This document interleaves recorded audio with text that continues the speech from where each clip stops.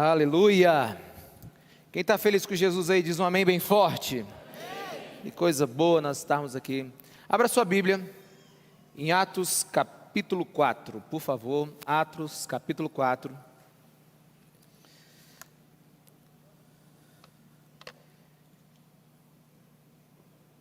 Nós estamos ministrando a palavra de Deus a partir do livro de Atos.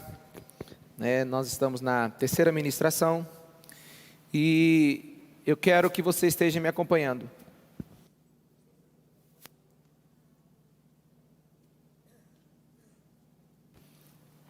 Atos capítulo 4. Vou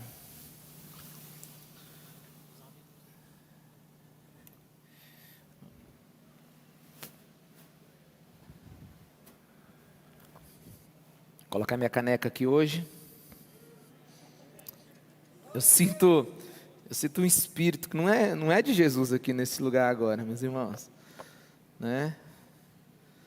Mas é assim, a gente precisa ser forte para perder, né? Forte para ganhar e forte para perder. Amém? Abra sua Bíblia em Atos capítulo 4. Eu estou muito feliz hoje, né? E é interessante que você está vindo no seu primeiro culto, né? Nós estamos no terceiro. Nós já estamos aqui numa jornada. Eu devo ter pregado hoje já umas 2h30. E a gente vai agora abençoar a sua vida. E uma das coisas que a gente conversa sempre aqui, com todo mundo, né? Se nós tivermos 4 cultos nos dias, a gente vem aqui para o cantinho, ora e pede para Jesus que a gente não faça nada mecânico aqui. Talvez você chegou de casa, você teve aquela dormida boa em casa, mas nós já estamos aqui desde 9 horas da manhã, descansamos pouco agora depois do almoço, e estamos à tarde aqui, né, nesse tempo de adoração. E o nosso desejo é que isso aqui seja sobrenatural sobre a sua vida. E eu preciso que o teu coração esteja aberto para a palavra de Deus. Eu preciso que o seu coração esteja comigo naquilo que Deus quer fazer hoje. Quantos aqui querem que Jesus fale ao seu coração? Diga amém. Pois começa a pedir para a sua vida, meu amigo. Começa a pedir para o Espírito Santo de Deus usar o pastor, o ministro de louvor. O mais interessado aqui nesse culto tem que ser você, né? Senhor, ora, Senhor, para que esse baterista toque para a glória de Jesus. Ore, Senhor, para que esse guitarrista. Ore, Senhor, para que o Bruno, Senhor, cante. Ore, Senhor, para que o pastor Ricardo pregue. Meus irmãos, nós estamos aqui para servir vocês, mas você precisa interceder.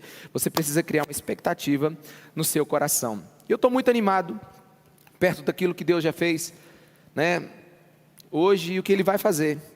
Mas antes eu quero te dar fazer uma observação para o seu coração que me chamou a atenção essa semana. Eu me deparei essa semana com um manual daquela linguagem de computador MS-DOS.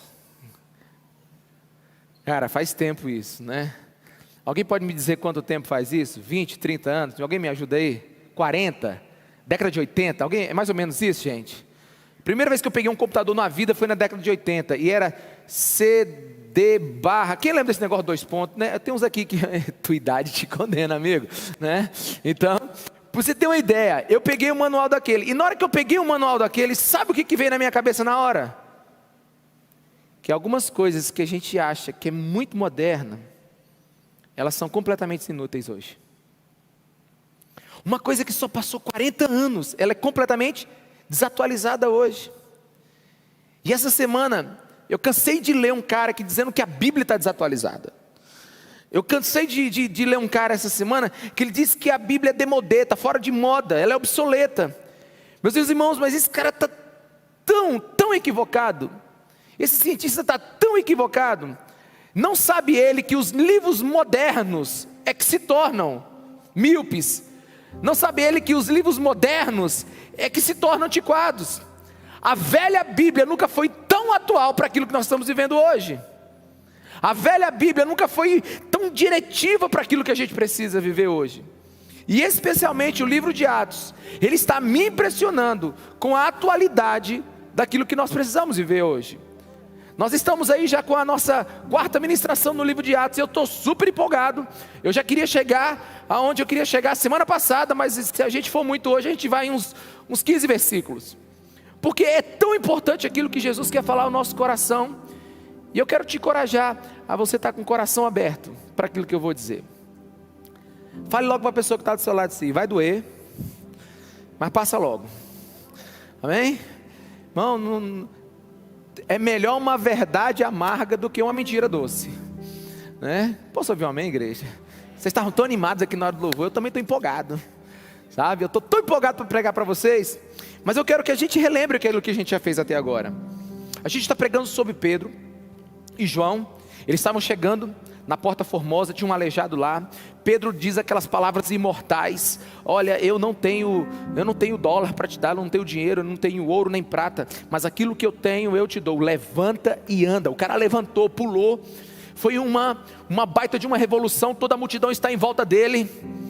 Então Pedro começa a pregar, e Pedro começa a dizer assim: para de olhar para a gente, não é a gente que fez isso, para de olhar para o aleijado, não é importante, não é nem esse cara que foi curado, vocês têm que lembrar do Cristo que vocês crucificaram há alguns dias atrás, vocês estavam incoerentes no que vocês pensaram. E Pedro então começa a ensinar para aquela galera que eles estavam completamente equivocados, que eles precisavam ter um arrependimento, uma mudança de pensamento, eles precisavam ser transformados de novo naquilo que eles acreditavam.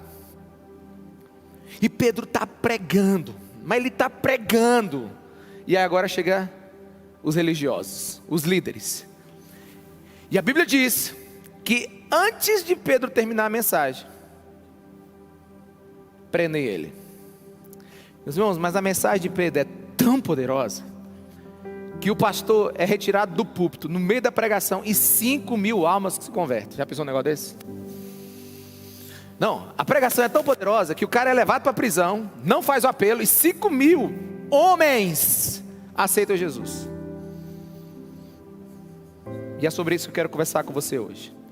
Eu quero conversar com você sobre o que Pedro agora prega para os religiosos e os líderes daquele tempo. Domingo passado nós falamos sobre o que Pedro pregou para o povo. Agora é o que Pedro está pregando para a liderança religiosa daquela cidade. Versículo 1 de Atos capítulo 4, diz assim: enquanto Pedro e João falavam ao povo, chegaram os sacerdotes, o capitão da guarda do templo e os saduceus. Eles estavam muito perturbados, porque os apóstolos estavam ensinando o povo e proclamando em Jesus a ressurreição dos mortos. Agarraram Pedro e João, como se já estava anoitecendo, os colocaram na prisão até o dia seguinte. Mas muitos dos que tinham ouvido a mensagem creram, chegando ao número de homens que creram perto de 5.000. No dia seguinte, as autoridades, os líderes religiosos e os mestres da lei se reuniram em Jerusalém. Estava ali Anás, sumo sacerdote, bem como Caifás, João, Alexandre e todos que eram da família do sumo sacerdote. Mandaram trazer Pedro e João diante deles e começaram a interrogá-los: com que poder, ou em nome de quem vocês fizeram isso? Então Pedro, cheio do Espírito Santo, disse-lhes: autoridades e líderes do povo, visto que hoje somos chamados para prestar contas de um ato de bondade em favor de um aleijado, sendo interrogados acerca de como ele foi curado, saibam os senhores e todo o povo de Israel, que por meio do nome de Jesus Cristo, o Nazareno, a quem os senhores crucificaram, mas a quem Deus o ressuscitou dos mortos, este homem está aí curado diante dos senhores. Esse Jesus é a pedra que vocês, construtores, rejeitaram, o que se tornou a pedra angular. Versículo 12: não há salvação em nenhum outro, pois debaixo do céu não há nenhum outro nome aos homens pelo qual devamos ser salvos. Vendo a coragem de Pedro e João, e percebendo que eram homens comuns e sem instrução, ficaram admirados, e reconheceram que eles haviam estado com Jesus. E como podiam ver ali com eles o homem que fora curado, nada podia dizer contra eles. Assim ordenaram que se retirasse do sinédrio, e começaram a discutir, perguntando: que faremos com esses homens? Todos os que moram em Jerusalém sabem que eles realizaram um milagre notório, que não podemos negar. Todavia, para impedir que isso não se espalhe ainda mais entre o povo, precisamos adverti-los de que não falem com mais ninguém sobre esse nome. Então, chamando-os novamente, ordenaram-lhes que não falasse nem ensinasse em nome de Jesus. Mas Pedro e João responderam: julguem os senhores mesmo, se é justo aos olhos de Deus obedecer aos senhores ou a Deus, pois não podemos deixar de falar daquilo que vimos e ouvimos. Depois de mais ameaças, eles o deixaram ir. Não tinham como castigá-lo, porque todo o povo estava louvando a Deus pelo que acontecera, pois o homem que fora curado milagrosamente tinha mais de 40 anos de idade. Esse é um texto maravilhoso. Enquanto Pedro e João estavam pregando, vieram os líderes e o prenderam. Qual foi o resultado da pregação do Evangelho? O que a pregação do Evangelho gerou naquele momento? Salvação, transformação, mas gerou perseguição. É a primeira vez que a igreja está sendo perseguida. E por que ela acontece? Ela acontece porque onde o Evangelho é pregado, sempre haverão dois grupos: os que acreditam e os que não. A incredulidade, ela é tão velha quanto velho é o cristianismo, quanto velho é o Evangelho. A incredulidade não é coisa nova. Muitos dizem: nós vivemos em tempos modernos, por isso as pessoas não creem muito. Muitos dizem assim: não, é por causa de tanta filosofia, é por causa de tantas atualidades, é que as pessoas não creem muito. Não, incredulidade é coisa antiga. Onde o verdadeiro Evangelho foi pregado, dois tipos de pessoas se destacam: os que acreditam e os que não. E aqui eu preciso falar para você de todo o meu coração, para que você entenda e talvez não se decepcione lá na frente. É falsa a ideia de que o Evangelho é uma mensagem que vai atrair todas as pessoas. É falsa. Porque onde o Evangelho é pregado, uns acreditarão, outros vão odiar, outros vão rejeitar, outros vão amar. E essa é a maior prova de que se está pregando o Evangelho verdadeiro.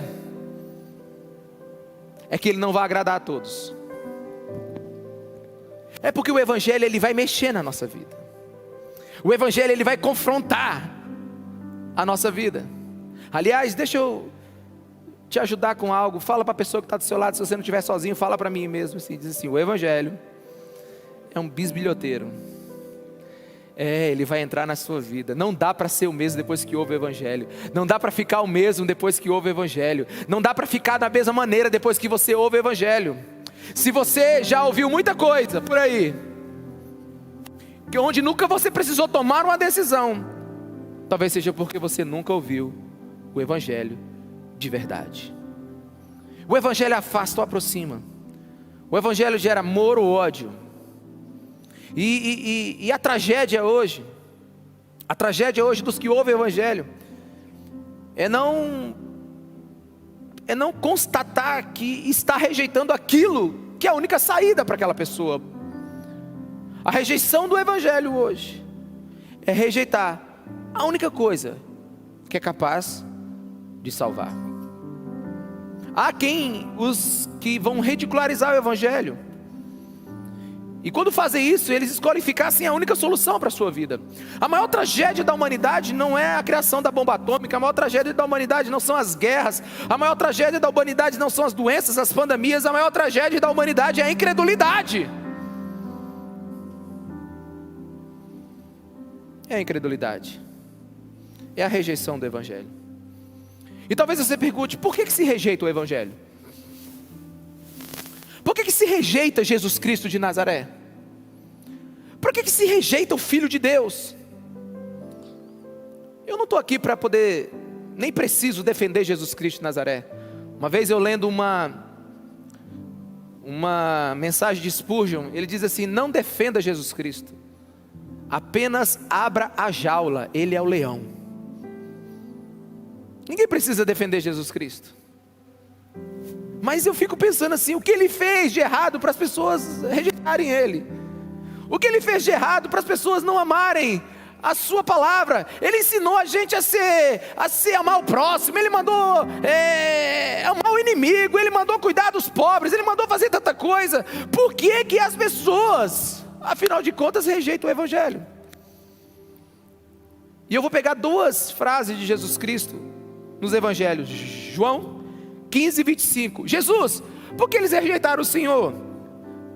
A resposta: odiaram-me sem razão. odiaram-me sem razão. Lucas 23:34, Pai, perdoa-lhe porque eles não sabem o que fazem. E veja que esses sacerdotes, líderes religiosos, estão fazendo a mesma coisa. Eles agora mandam prender Pedro e João. E por que mandam? Por que eles estão mandando prender Pedro e João? Por que eles estão mandando esses homens para a cadeia? Então Pedro, cheio do Espírito Santo, versículo 8, disse às autoridades e líderes do povo: visto que hoje somos chamados para prestar contas de um ato de bondade. Esses homens foram presos por um ato de bondade. Que loucura! Homens foram chamados pelas autoridades para responder por causa de suas boas ações. Bem, se eles tivessem chutado a cabeça daquele aleijado, se eles tivessem roubado as últimas moedas daquele aleijado, tudo bem, a gente poderia até pensar em algo que eles poderiam estar sendo repreendidos, deveriam ser presos sim. Mas a incredulidade, ela tem esse poder de tornar as pessoas incoerentes. Por que te odiaram, Jesus? Odiaram-me sem razão. Por que te prenderam, Pedro e João? Porque a gente fez uma boa ação por um aleijado.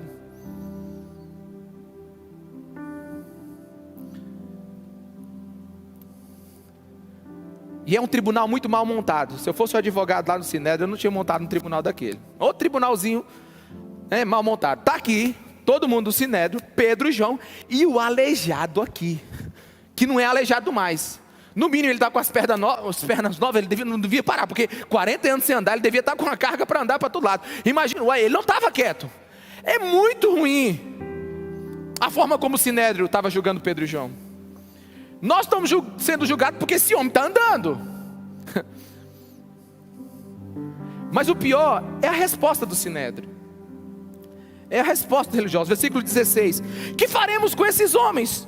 Todos os que moram em Jerusalém sabem que eles realizaram um milagre notório que não podemos negar. Eles viram poder sendo revelado naquele lugar. Eles viram a unção de Deus sendo revelado naquele lugar. Eles viram um milagre de Jesus Cristo naquele lugar. Eles conheciam que Deus estava naquele lugar. E ainda assim resistiram, não creram. Dificilmente alguém não sabe quando alguém prega com poder. Talvez você não conheça o meio cristão, talvez você não conheça as frases cristãs, talvez você não conheça os nomes bíblicos, mas se você prega com poder, alguém que nunca viu alguém pregando com poder, ele diz assim: nossa, ele tem a frequência muito alta. Nossa, tem uma luz dessa pessoa. Nossa, que energia boa. Nossa, que vibe.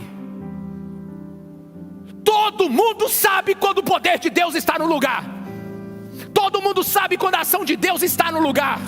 Todo mundo percebe quando algo que não é natural vem para o lugar.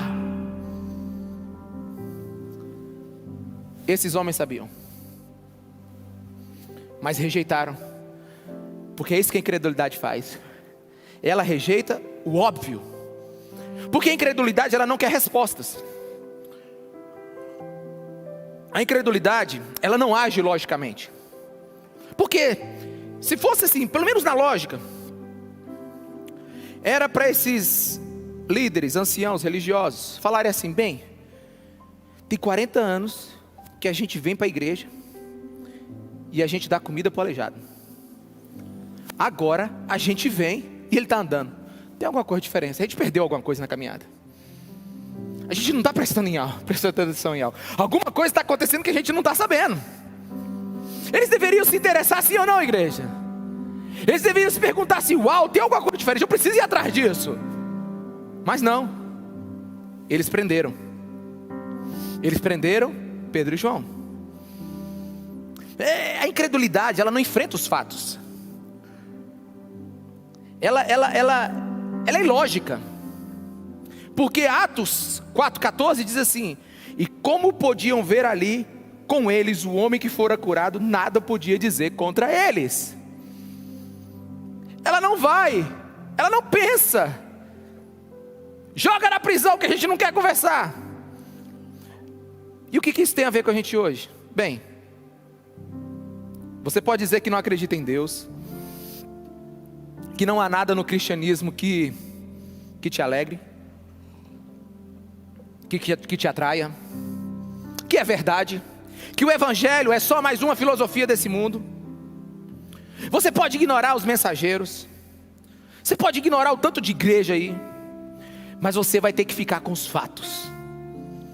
Você vai ter que ficar com os fatos. Você pode desligar o seu aparelho aí agora, que você que está me assistindo pela internet. Você pode mudar de canal, você pode botar um filme, você pode sair do prédio aqui agora, você pode ir para qualquer outro lugar, mas você vai ter que enfrentar os fatos. Depois de Jesus Cristo, o mundo mudou. É antes e depois do ressurreto. É antes e depois da cruz. Eu posso ouvir um amém? É antes e depois. Jesus Cristo mudou o mundo. Você pode ignorar, você pode fugir, mas Jesus Cristo é igual ao sol. Ele é igual ao sol, bem aqui no Maranhão, entre 5h40 e 5h50 da manhã. Você pode olhar para a tua janela e dizer assim: eu não acredito em ti, você não vai levantar hoje, sol. O sol vai levantar assim, ó, brilhando na tua cara. Esse é Jesus Cristo de Nazaré. Não adianta você ir contra os fatos. Os fatos, eles não podem ser eliminados do cristianismo. Nós não somos uma religião adolescente. Nós não somos um movimento que começou na década de 80. Nós somos um cristianismo de 2000 anos. Igreja, evangelho, Jesus, milagre, salvação. Não estamos falando de uma modinha que vai passar. São 2 milênios de histórias incontestáveis. E a incredulidade desses líderes me deixa pasmo, pela sua falta de sensatez.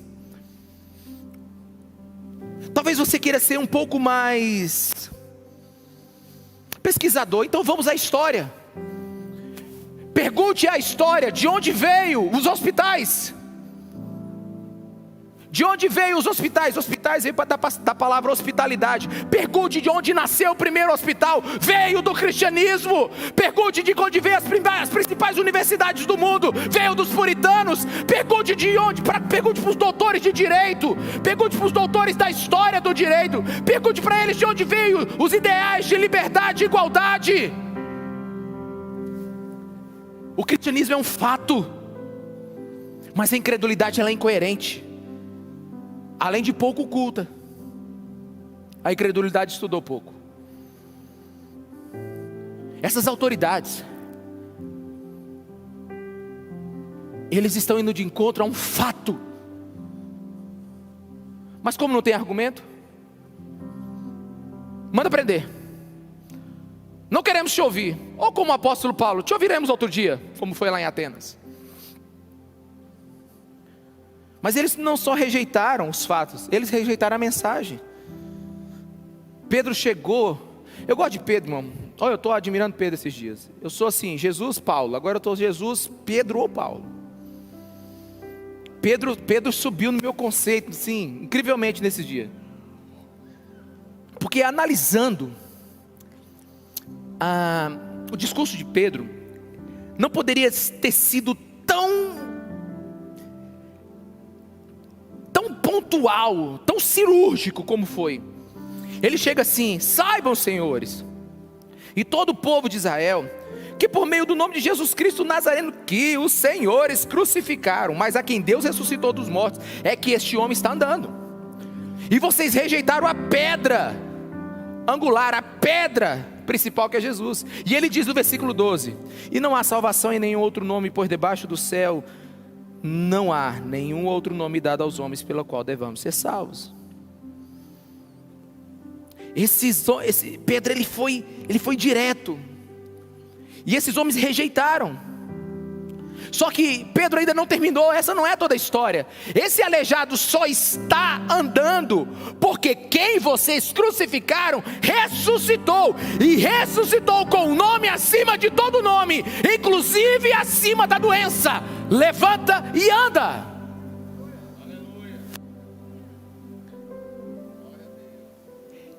Pedro está demonstrando a insensatez da incredulidade deles.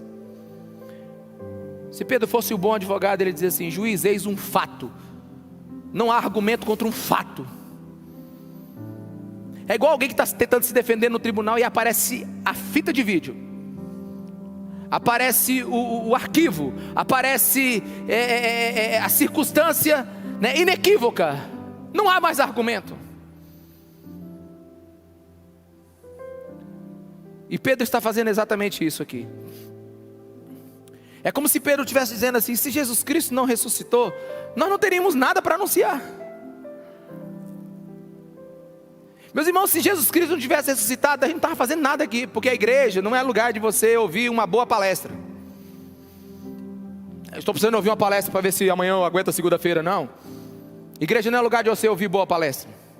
Igreja é o lugar onde nós anunciamos um evento. E o evento mataram ele, mas ele ressuscitou no terceiro dia. Ele é Rei dos Reis, Senhor dos Senhores, e todo joelho se dobrará diante de Jesus Cristo de Nazaré. Esse é o evento. E Ele tem poder para perdoar pecados. Ele tem poder para mudar o que precisa ser mudado. Ele preparou um lugar para a eternidade. Nós estamos aqui apenas como forasteiros. A igreja não é lugar onde nós inventamos uma palestra para você se sentir bem. A igreja é um lugar onde encontra um fato para você decidir, pelo poder do Espírito Santo, se rejeita ou acredita.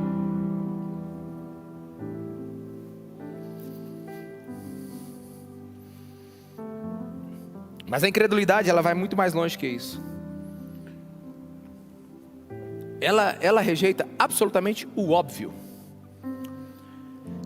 E eu vou dizer uma frase aqui, e eu quero que você, antes de você processá-la completamente, me deixe explicar. A incredulidade, ela tem raiva até do que é certo? Muitas vezes eu sou impedido de ajudar as pessoas. Um marido me liga, uma esposa me liga, um pai, uma mãe, um amigo me ligam e dizem assim: pastor, converse com aquela pessoa, ela está precisando muito de ajuda. A primeira pergunta que eu faço: ela quer conversar? Porque se não quer, meu irmão, é difícil. Mas eu já tentei conversar com gente que não quer conversar. Aí eu já ouvi gente me dizer assim: eu não quero que você venha me dizer que eu tenho que perdoar aquela pessoa. Faz sentido para você? Perdoar não é uma coisa certa, meu irmão. Mas a incredulidade é assim: até com o que é certo ela não concorda. Ou quando alguém te liga assim: vai ajudar tal casal que está se separando. Aí, né, a pessoa liga: não quero que você me ajude, eu quero aqui, eu não quero é nada. Aliás, não venha tentar reatar meu casamento, não venha tentar fazer minha família funcionar melhor. Eu não quero, meu irmão. Isso é incredulidade. Isso é... eu não sei nem que nome eu dou nisso. Ou quando você chega com toda assim, né, cheio do Espírito Santo, diz para a pessoa assim: olha, irmão, sei que você chegou na igreja agora.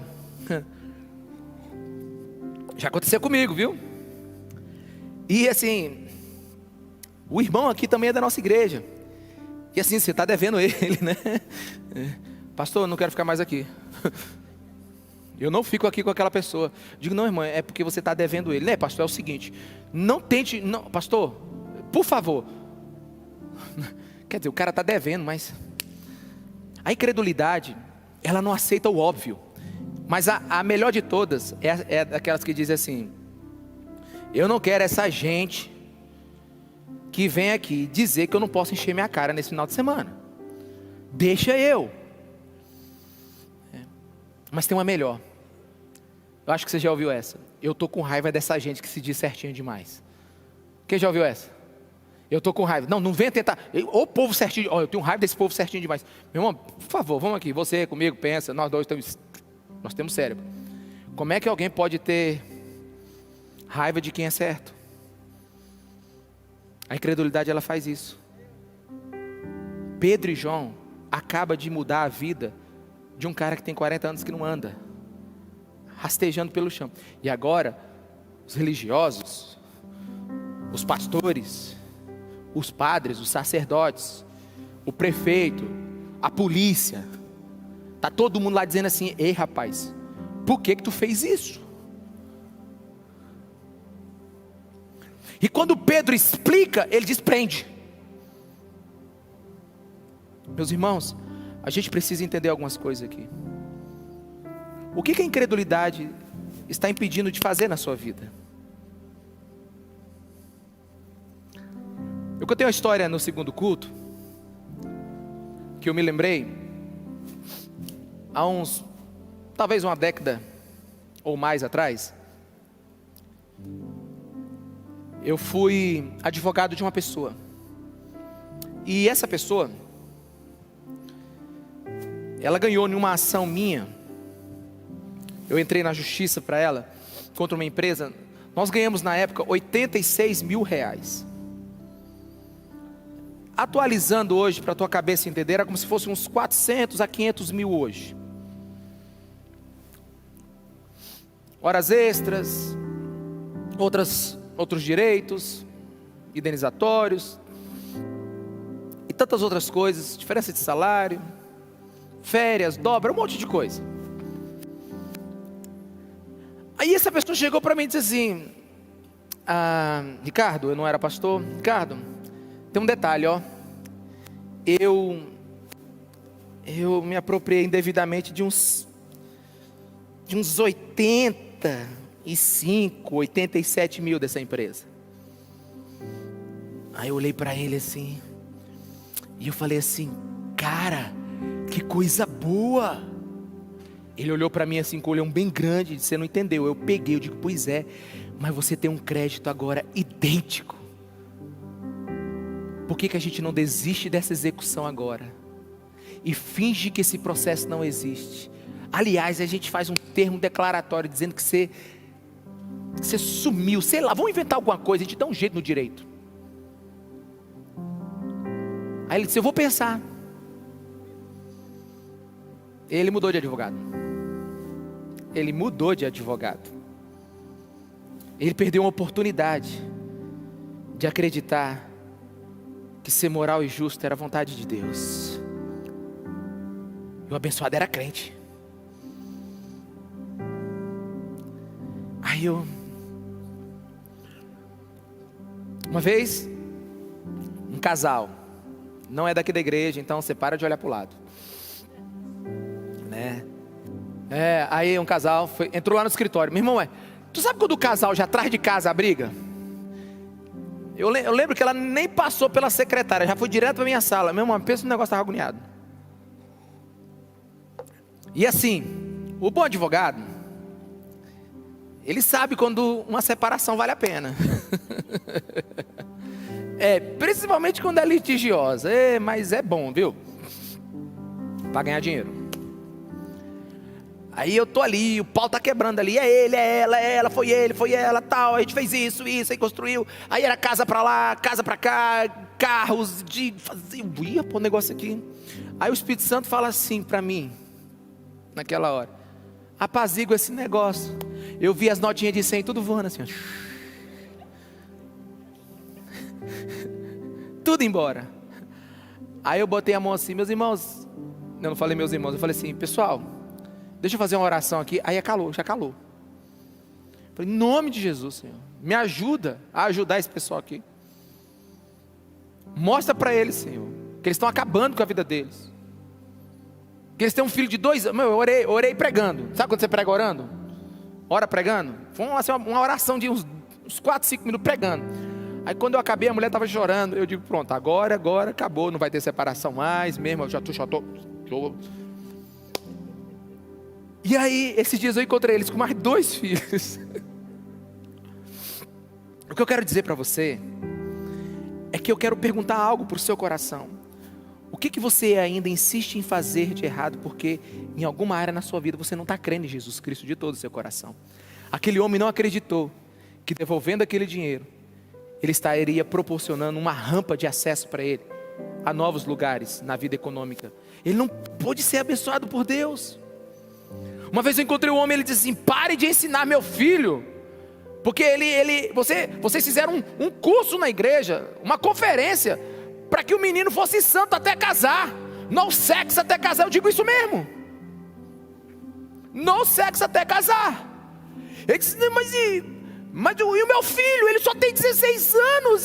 E o cara começou a esbravejar comigo. Não, meu filho tem que aproveitar a vida. Irmãos, é assim, não me pega num dia ruim, não. No dia que eu não tomei meu remédio, eu digo assim: o senhor tem filha? Ele disse: eu sei que o senhor tem uma filha de... Não, eu falei assim: o senhor tem uma filha de 14 anos. Eu ensinei para ela não. Aí eu disse bem alto para ele: Ou se o Senhor quer que eu diga agora, que ela também pode experimentar a vida que o Senhor quer dar para o seu filho. Esse homem ficou tão vermelho, igual a camisa do Flamengo.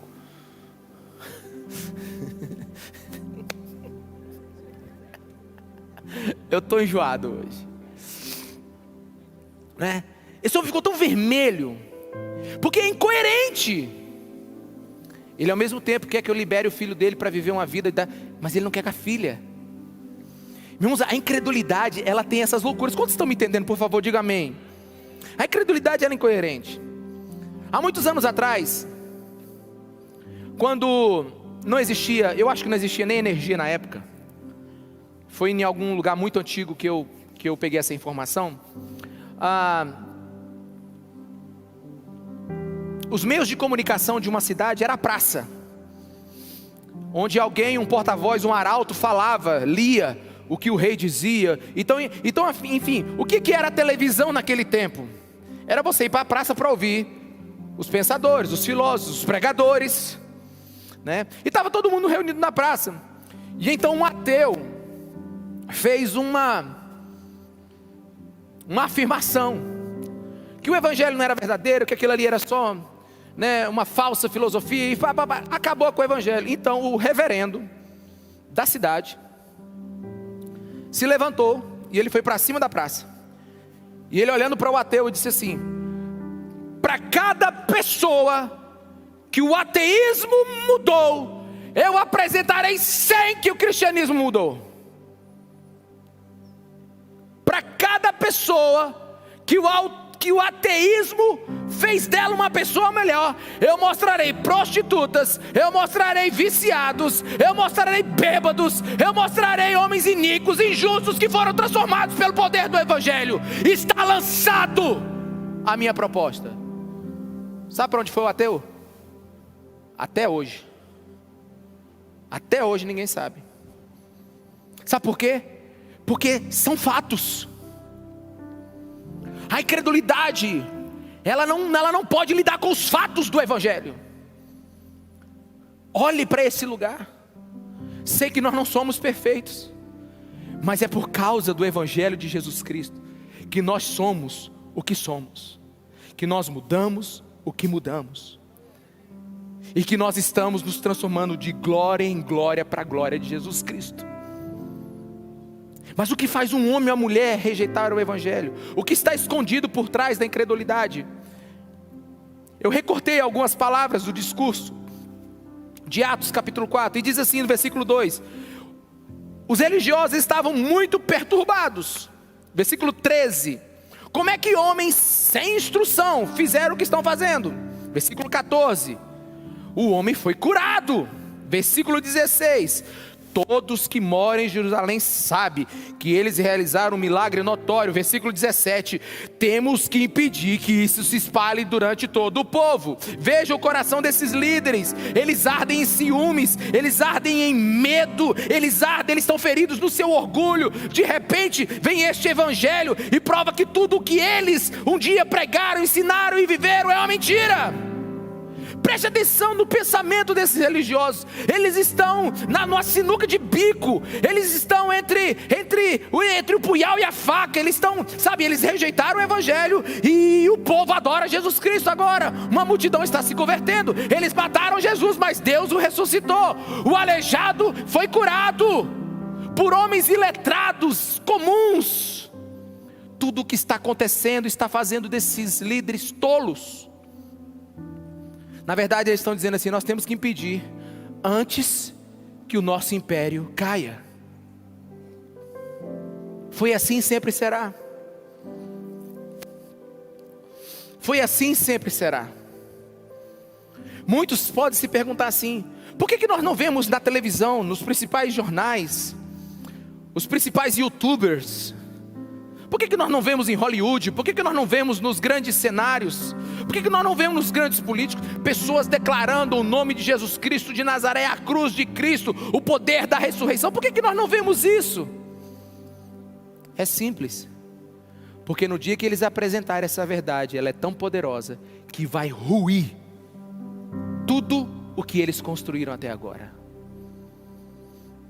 Porque a incredulidade, ela tem medo da verdade.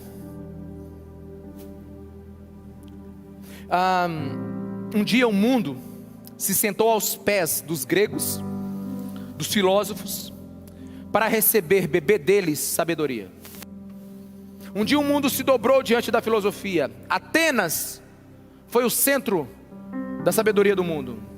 Mas agora não, vem um carpinteiro, sem instrução, com 30 anos de idade, e ele começa a pregar por aí dizendo o quê? Eu sou a luz do mundo.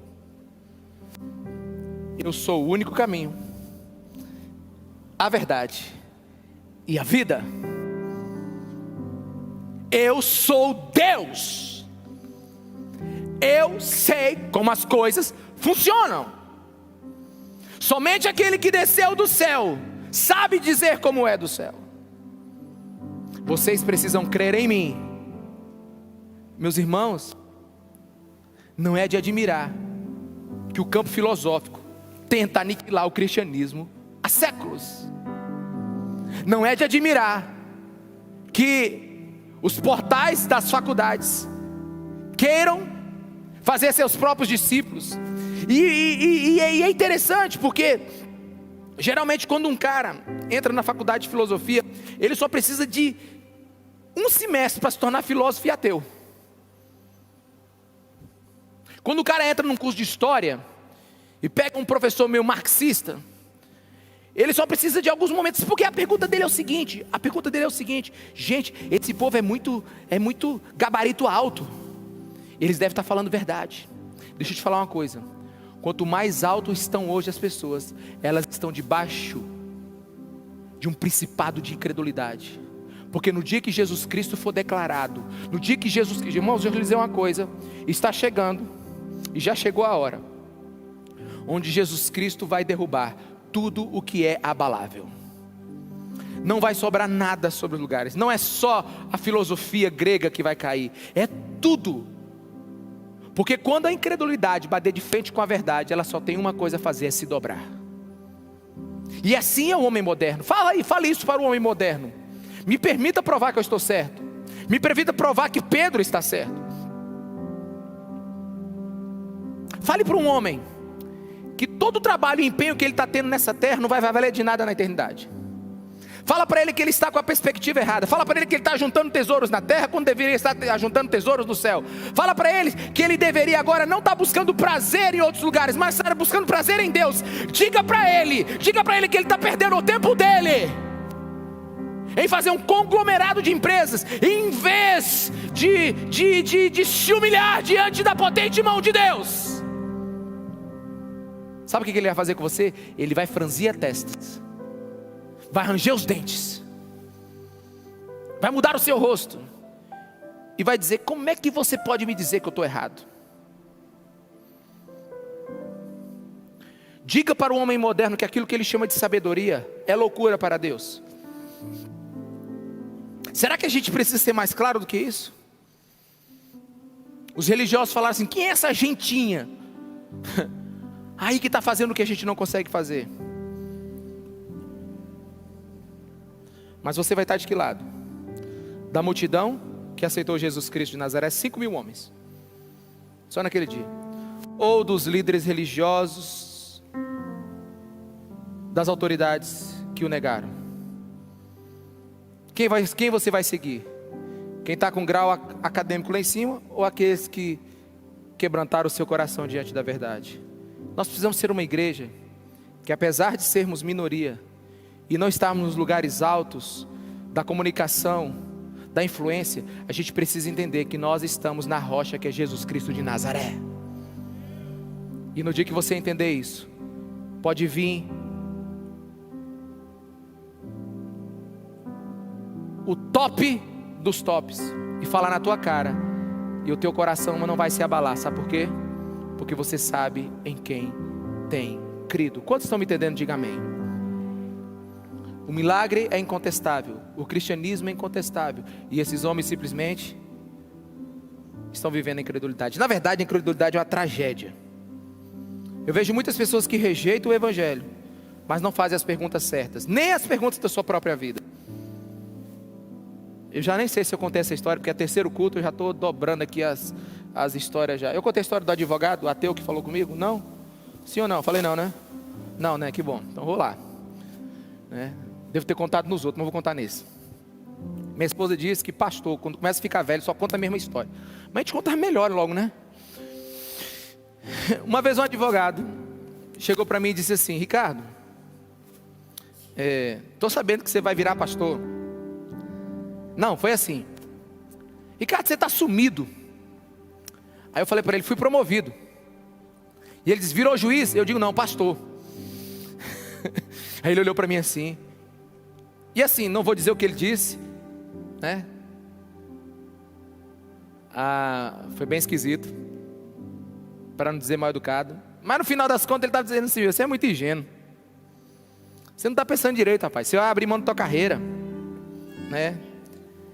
E aí, eu lembrei desse fato agora. Aquela palavra entrou no meu coração, sabe? Né? Aí eu entrei dentro do carro, irmão. Graças a Deus pelo Espírito Santo de Deus, amém, irmãos? No dia que tu estiver numa crise, cala a boca e pede para o Espírito Santo falar contigo. Porque a gente fica falando tanto, né? Quando está na crise a gente quer conversar com todo mundo, né? Cala a boca e deixa o Espírito Santo falar contigo. Aí eu parei. Tipo assim: Espírito Santo, será que aquele cara está certo? Aí o Espírito Santo falou assim: quem te disse isso?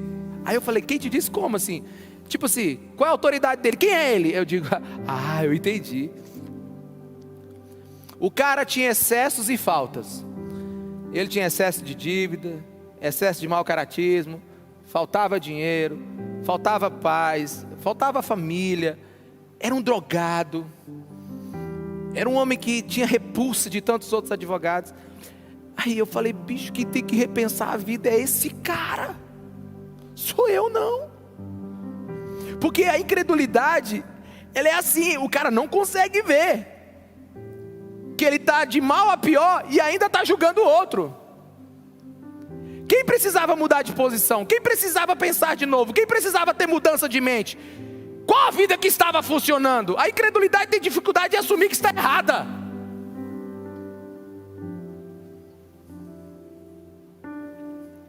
Falei: Jesus, quem é esse cara para falar de mim? Aí depois, meu irmão, a fé vai crescendo dentro de você. Quem é que é capaz de abalar a sua fé? Eu estou doido para pregar, mas eu estou assim, sabe, eu estou assim, salivando para pregar o discurso de Pedro todo para vocês. O Sinédrio foi o que matou Jesus Cristo. E agora está apontando o dedo na cara desses dois homens. Eu não sei se você consegue lembrar quando uma mulher, numa fogueira à noite, de madrugada, falou assim: eu acho que você estava com Jesus. Falou para Pedro. Quem lembra disso? O que Pedro fez? Vazou. Ele negou Jesus 3 vezes num dia. E depois fugiu.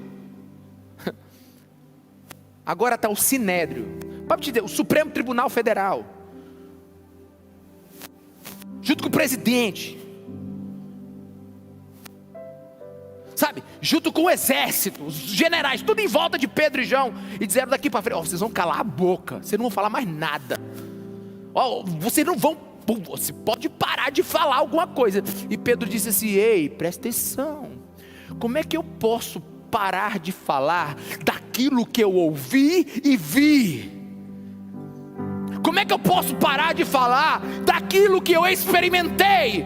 Como é que posso vocês dizerem que eu estou errado, quando na verdade eu, pela primeira vez na minha vida, bati de frente com a absoluta verdade de quem Deus é? Eu devolvi vocês ou devolvi Deus? Irmão, é outro Pedro. A gente precisa de outra igreja. Quantos estão me ouvindo? Diga amém. A gente precisa de outra igreja. Uma igreja que não tenha vergonha de entrar nos tribunais, uma igreja que não tenha vergonha de entrar nas universidades, uma igreja que não tenha vergonha de entrar nos debates, uma igreja que não tenha vergonha de entrar no trabalho, uma igreja que não tenha vergonha. Porque tudo que o mundo vai falar, você vai dizer: vocês não vão me tornar equivocado, porque o fato está aqui, é antes e depois de Cristo. Eu experimentei, eu vivi, eu sei. Isso é poderoso demais. Mas isso é o Evangelho. O Evangelho é esse que produz os que acreditam e os que rejeitam. Forçosamente a gente vai estar nesses dois grupos. Forçosamente. Mas eu quero tornar a coisa absolutamente pessoal agora. Vamos lá? Come on? O tribunal está aqui. Você é o Sinédrio. Pedro e João. Sumo sacerdote, Anás, Caifás. Aí você já viu também que a família estava toda. Nepotismo começou lá atrás. Né? Não é novo não. Estava o filho do filho com o neto. O primo que casou com a filha. Estava lá toda a família. Está todo mundo ali. Eu imagino o aleijado. Que hora que eu vou poder sair para aqui para dar um Cooperzinho, uma caminhada? E aí, eu vou tornar a coisa bem pessoal para vocês agora. O que você faria com Pedro e João? O que você faria com o milagre que você está vendo? Você creria ou não? Não dá para sair com meio termo. Não dá para voltar para casa assim e dizer, não, depois eu decido depois. Não, com mensagem de autoajuda você pode fazer isso. Com contrato de trabalho você pode fazer isso. Alguns.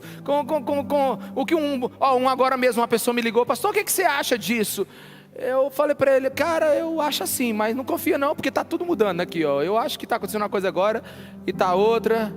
Aí tem coisa que você pode dar sua opinião para depois. Mas não. O que você faria?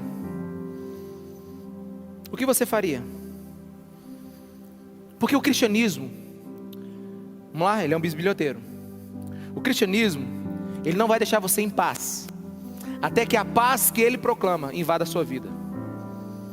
Sabe, uma pessoa que começa a ouvir o evangelho verdadeiro, ela começa a ficar ou quebrantada, ou com raiva. Quem é esse pastor para falar que eu tenho que arrumar minha vida? Quem é esse que está dizendo aí? Sabe, a Bíblia diz que quando Jesus Cristo chegava em alguns lugares, ele já incomodava, porque quando a luz brilha, não sei se vocês perceberam, de vez em quando tem esses bichinhos aqui que vão à luz bem no olho de vocês. Eu já pedi para eles botarem só até aqui, só para avisar aí, viu? É para ficar só até aqui, ó, os movies. Não é para passar das cadeiras, né? Porque cega. Mas Jesus Cristo é uma luz que ele é assim, incomoda. Ele incomoda. Sabe, você não precisa nem, Jesus Cristo não precisa nem falar. Gente, você já teve assim, aquele teu vô, assim, que parece que ele é um querubim? Não, quem tem um parente assim, que parece que ele é um anjo encarnado, que ele não erra. Aí você fez uma coisa errada bem na frente dele, né? Aí você fica assim todo, ele não fala nada, ele já discipula você pelo exemplo. O cipó vem pelo exemplo. Pois é, o evangelho é assim. Onde o evangelho genuíno é pregado, as pessoas elas vão ter somente duas opções. Ou elas acreditam ou não. Na verdade, a Bíblia diz que todo mundo vai acreditar. Mas não tem aquele cara que só acredita que é o assassino quando ele está dentro da cadeia? Nossa, cara, errei. Pois é, a Bíblia diz que todo olho verá, e todo joelho se dobrará. Eu sei que eu estou meio apocalíptico este dia, mas já o Espírito Santo muda, e eu volto a pregar amor para vocês.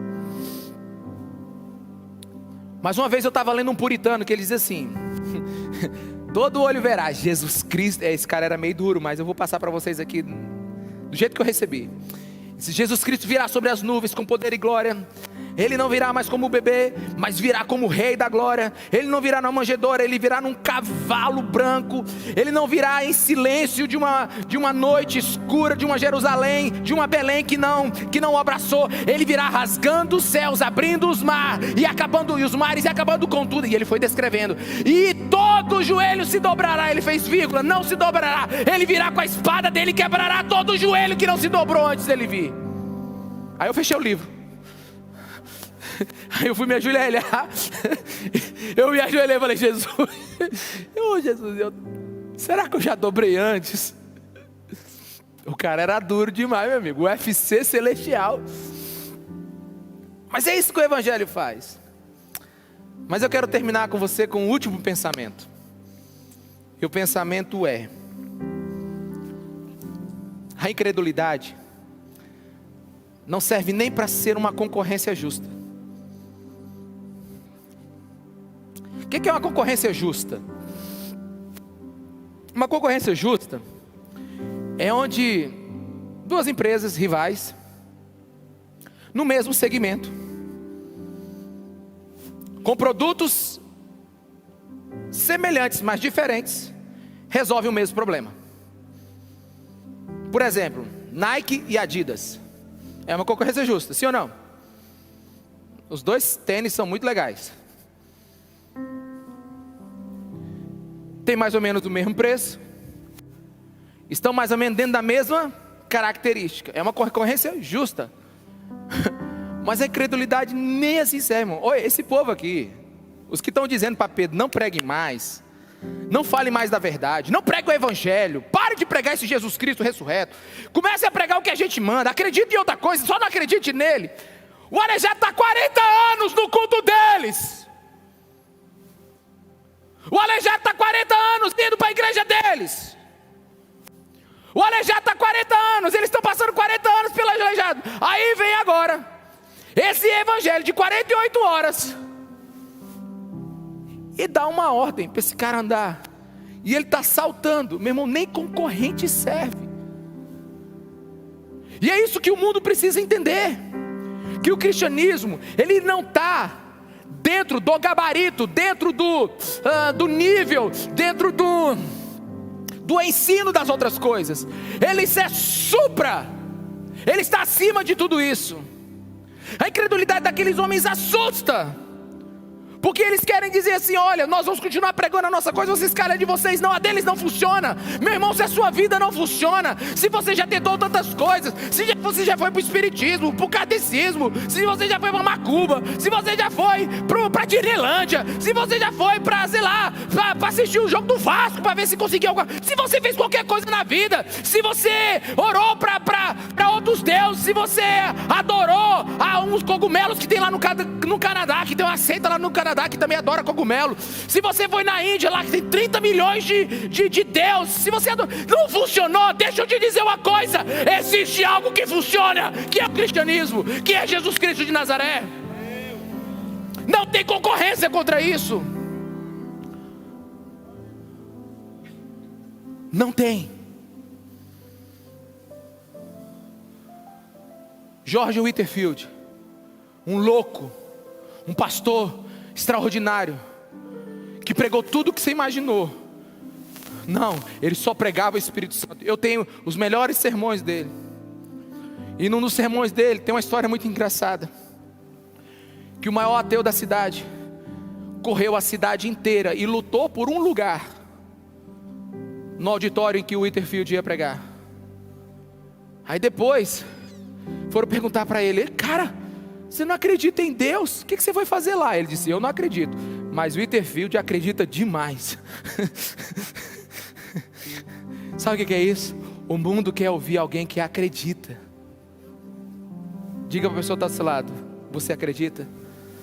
Fala para a pessoa: você acredita? Se você não está com ninguém do teu lado aí, olha para mim e diga se você acredita. Porque eu não seria pastor se eu não acreditasse no poder da ressurreição. Eu não pregaria o evangelho da cura, da transformação, o evangelho que restaura todas as coisas, o evangelho que abate qualquer inimigo, o evangelho que nos prepara para um reino celestial, se Jesus Cristo não tivesse ressuscitado. Não há salvação em nenhum outro nome. E o que você vai fazer com essa mensagem de hoje? Qual é o seu julgamento? No que você acredita? O que você pensa sobre política é muito importante, mas só vai servir para essa vida. As suas decisões sobre economia é saudável, porque você precisa se preparar para o que vem por aí, mas só serve para essa vida. A minha pergunta é: o que você vai fazer com o evangelho? O que você vai fazer com o evangelho? O que você vai fazer com Jesus Cristo de Nazaré? O que você vai fazer com o Espírito Santo de Deus que está falando com você agora? Fecha seus olhos. Vamos orar. Me ajuda, Brunão. Dá ainda? Só no pianão. Fecha seus olhos, ore. Existe um pedacinho do seu coração que precisa hoje de mais fé. E eu quero que você adore.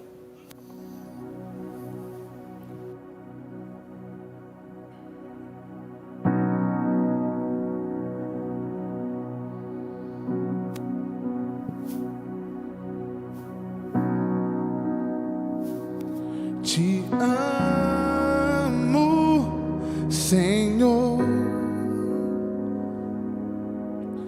Tu és tudo que preciso ter. Não posso viver sem ti. Tu és o início, o meio e o fim. Posso estar perdido,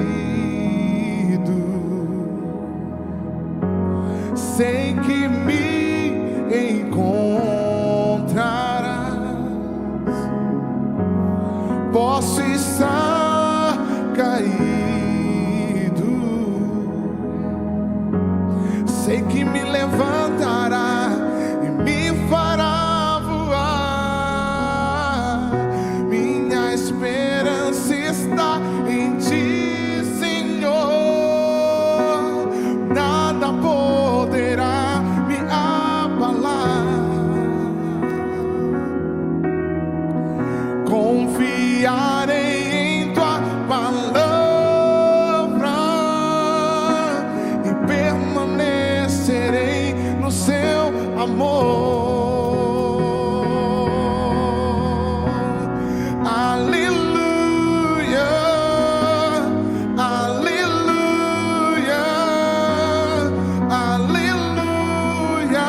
A minha esperança sempre estará no Senhor.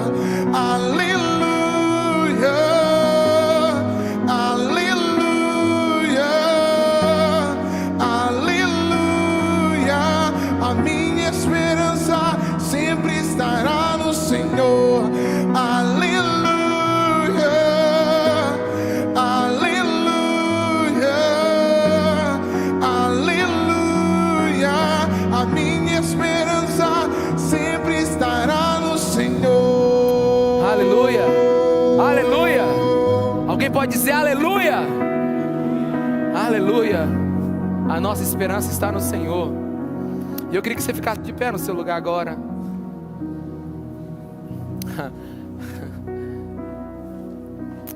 E se tem alguém nesse lugar que estava longe dos caminhos do Senhor e precisa tomar uma decisão hoje, acabar com a incredulidade que estava na sua vida, mas hoje a luz de Jesus brilhou sobre você, aleluia. Eu queria te pedir, vem aqui nesse lugar, deixa eu orar por você, vem aqui na frente. Se você se sente confortável, sai do seu lugar que a gente quer orar por você. Se essa palavra foi para você hoje, eu queria orar por você, eu queria abençoar seu coração. E eu também queria fazer um outro pedido. Existem áreas na nossa vida que nós não tomamos decisões ainda mais fortes e mais radicais porque nos faltou fé. E eu queria que todo mundo estivesse de olho fechado agora. Se Jesus te falou uma área que você vai tomar posse da fé em Jesus Cristo de Nazaré, e você vai mudar. Porque você não fez, talvez porque, como aquela pessoa que eu te falei, ela não abriu mão do dinheiro. Como eu te falei daquele outra pessoa que não acreditou que Jesus Cristo era tudo que ele precisava, tantas outras. Mas se você foi desafiado em uma área da sua vida hoje, eu queria que você levantasse as suas mãos como um testemunho aqui. Deixa alto aí, isso, aleluia. Sim, Jesus, olha essas mãos levantadas. Elas indicam uma área onde os seus filhos estarão agindo com fé nesse tempo. Meu Deus, a nossa esperança, Senhor, não está em algo que é passageiro. A nossa esperança está em Ti, numa cruz verdadeira, numa ressurreição inequívoca, num Cristo ressurreto, num Deus que se fez homem e morreu por nós. Aleluia. Adore com o Brunão. Vamos cantar, Brunão? Aleluia. Aleluia. É Jesus. Aleluia. Aleluia. A minha esperança Senhor. Aleluia, aleluia, aleluia. A minha esperança sempre estará no Senhor. Aleluia, aleluia, aleluia. A minha esperança sempre estará no Senhor. Quantos acreditam nisso? Diga amém. Eu quero que você dê o melhor para o Senhor agora.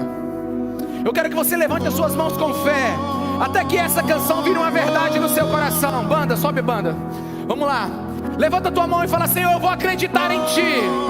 Eu vou descansar em Ti. Eu vou viver para Ti. Eu vou ser como Pedro e João, mesmo com o sinédrio inteiro em cima de mim, eu vou declarar que naquilo que eu ouvi e vi, eu vou me manter firme. Pega a tua voz, igreja, abre a tua boca e declare isso: Senhor, eu acredito em Ti. Eu acredito em Ti. Eu acredito em Ti. Vamos adorar. Aleluia.